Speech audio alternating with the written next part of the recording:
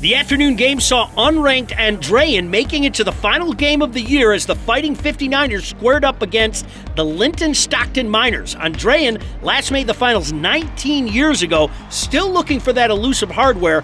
Niner Nation still pumped up after that double OT victory over Frankton in the semis. While the trio of Carruthers, Ross, and Flesher prevail, or will the Miners spoil the underdog party?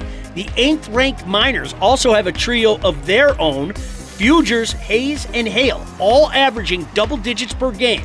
LS as a whole try over 68 points a game. His team is hot as well. Getting us going, Miner Lincoln Hale to Sammy Robbins, penetrating the D off the board and in. LS up 2-0 early on. Didn't take long for the Niners to respond. Passing the pill around, Kyle Ross drains the 3-ball. The sophomore had 16 and 7 boards, and Andrean up by a digit. Still in the first, this is John Carruthers, and he will do it himself. Finds some space in the paint. Floater is good. The senior also had 16 points on the day as the Niners extend the lead to 3. A back-and-forth game between these two teams. Kip Fugers with the quick move to the net. Bucket count and the harm. The junior tallies 11 points through the game. However, LS trails by 3 at the break. To the fourth now. Miners now up by 4, adding points to that scoreboard. Evan Slover with the dribble drive, bucket good. LS finds themselves pulling away in the last quarter, up 48-42. Next possession, Andrean would get a huge jolt from Carruthers. The downtown shot hits nothing but net. Niners down by 3. Niners playing in-your-face defense, LS trying to create some space, and they do just that. Hale with the clear path to the net. Boom! Miners up 4 in the closing minutes of the game. But the Andrean Fighting 59ers would go on a late rally, an 11-0 run, and they become your 2019 Class 2A champions, beating Linton-Stockton 59-54, your final.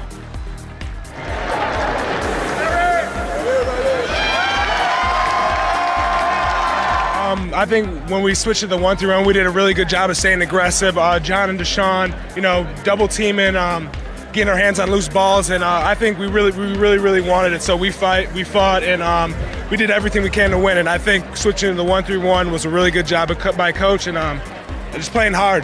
Definitely. John, at halftime, I think Coach was most frustrated that you hadn't been able to play as much as he would like. What did you think at halftime when you were battling the foul trouble, and how did you kind of make up for that in the second half?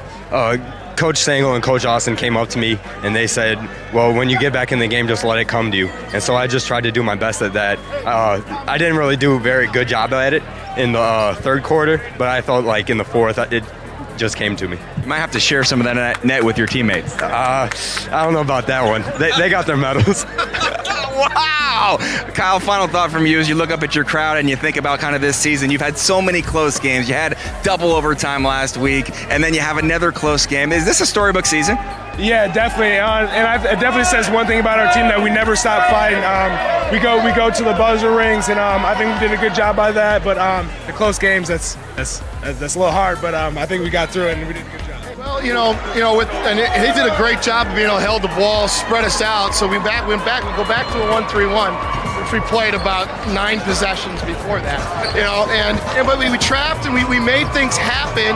And our guys got their hands on some balls. And we came down the floor and we were able to get the cushion. All of a sudden, we get it back to something where we can handle. We get to stop at the end of the game, which was big. And we finished the game. Nicky Flesher makes some free throws. Kyle makes an unbelievable, and one, but he misses the free throw. But it is what it is at this point. You had the double overtime game last week. Did that help you in these kind of late game situations? Absolutely. Every game we've had all year for the entire sectional has just been just like this. So, we felt that we just get a couple stops. We had time. We had timeouts.